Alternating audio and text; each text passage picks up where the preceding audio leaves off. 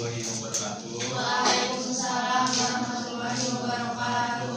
Terima kasih kakak-kakak yang telah memperhatikan pembicaraan saya pada hari ini. Di sini saya akan membahas mengenai pergeseran bahasa Indonesia di kalangan generasi muda akibat penggunaan istilah asing dalam komunikasi sehari-hari.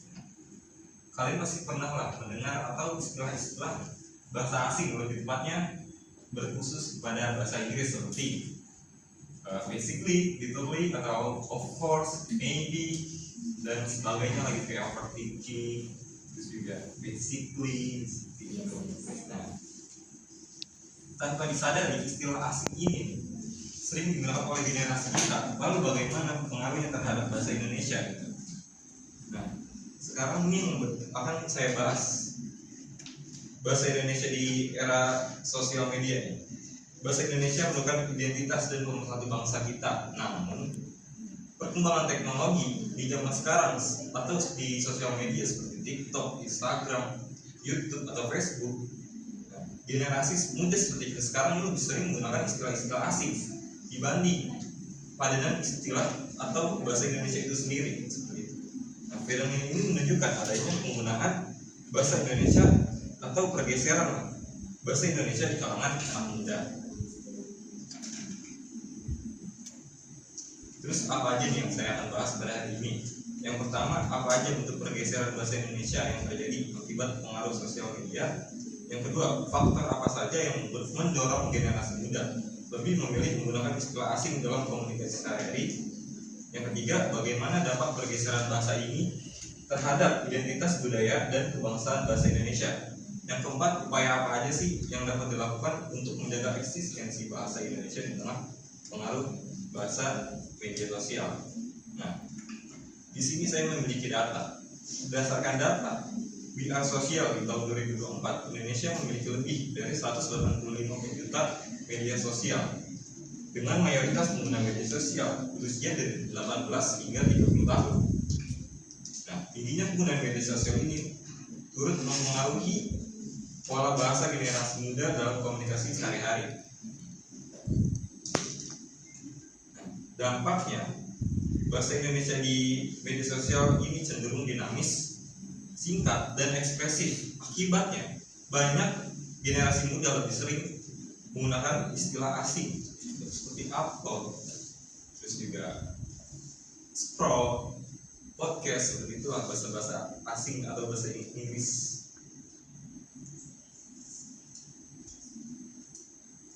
Yang pertama, apa aja sih bentuk pergeseran bahasa? Fenomena apa aja? Yang pertama itu ada kode mixing atau campur kode. Nah, sederhananya pencampuran bahasa dalam satu kalimat. Dalam satu kalimat itu bahasa dicampur-campur. Bisa bahasa Indonesia dicampur dengan bahasa asing atau juga bisa bahasa Indonesia dicampur dengan bahasa daerah.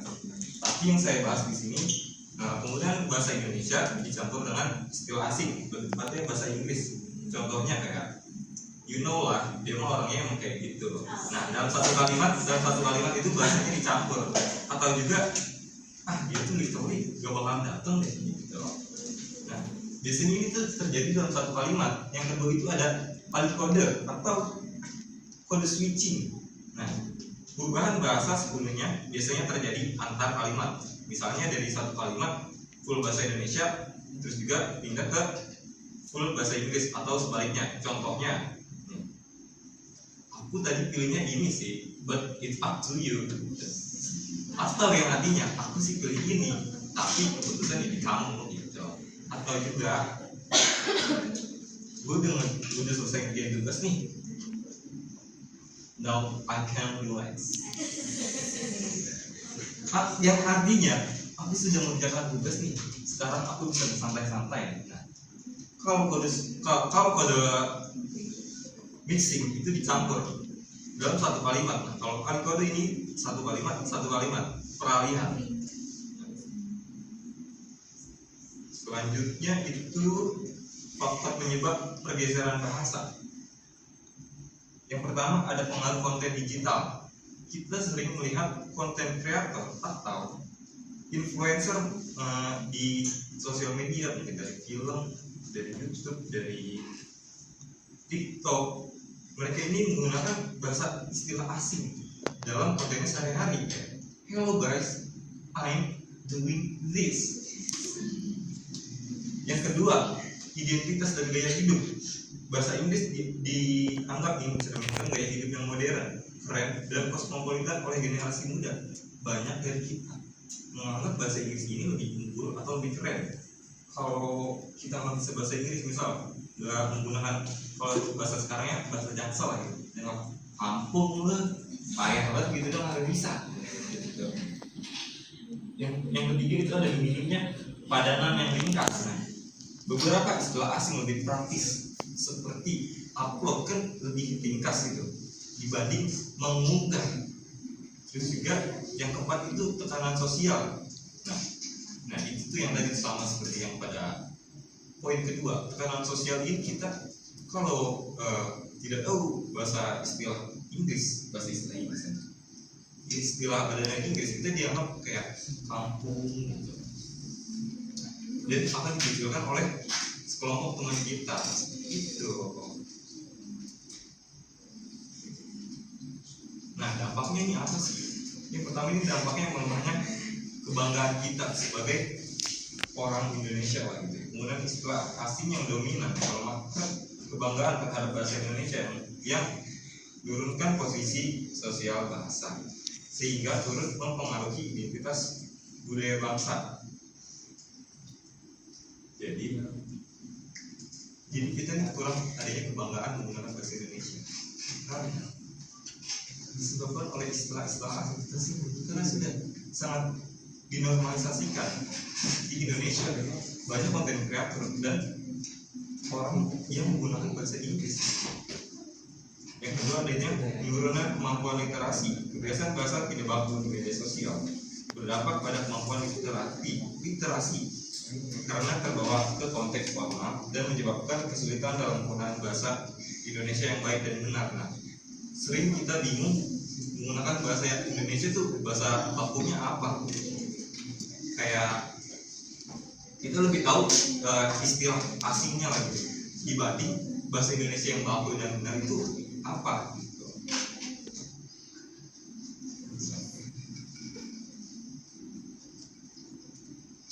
Terus juga ada upaya biar menjaga eksistensi bahasa Indonesia. Yang pertama itu di bidang pendidikan yang pasti. Kemudian bahasa Indonesia yang baik dan benar di sekolah dan perguruan tinggi serta membuat pembelajaran yang baik agar menumbuhkan rasa bangga. Nah, kita seharusnya di sekolah atau kita kan akan jadi guru itu harus mengajarkan bahasa Indonesia yang baik dan benar sejak dini. Dan di lingkungan kampus juga harusnya sesuai undang-undang harus menggunakan bahasa Indonesia yang baik dan benar. Banyak judul seminar-seminar itu yang menggunakan bahasa Inggris supaya kelihatan keren, padahal itu salah. Dan juga penamaan gedung di area di umum itu harus menggunakan bahasa Indonesia sesuai dengan undang-undang. Yang kedua itu di sosial media. Nah, harusnya itu konten kreator yang bisa mengajak audiens harus membiasakan menggunakan bahasa Indonesia supaya audiens mengikuti apa yang kita. Yang ketiga adalah membantu bahasa, badan pengembangan bahasa dan mempercepat penyusunan padanan kata istilah asing yang mudah dipahami. Nah, badan bahasa ini harusnya lebih meriset penggunaan padanan asing ke padanan Indonesia yang singkat dan efisien.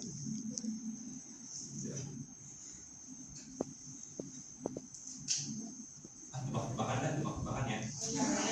Ya udah bingung deh. Boleh, ayo. Perkelompok nggak usah. Yang pertama ada yang tahu overthinking? Secara istilah tapi ya.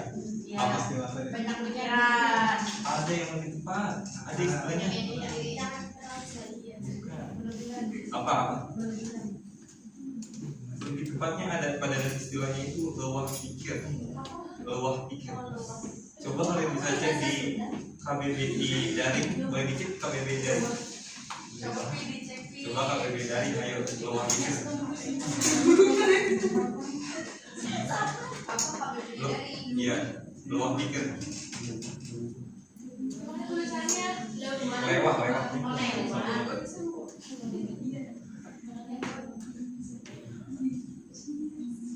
Udah. Beres. Nah, lewat pikir ini kata dasarnya dari kata lewah yang berarti dipahuah dan diikuti dengan kata pikir.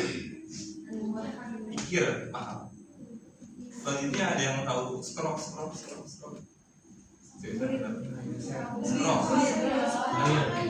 Gulir. Tuh. Podcast. Oh, tahu sih. Di sini. Masa masih nggak tahu?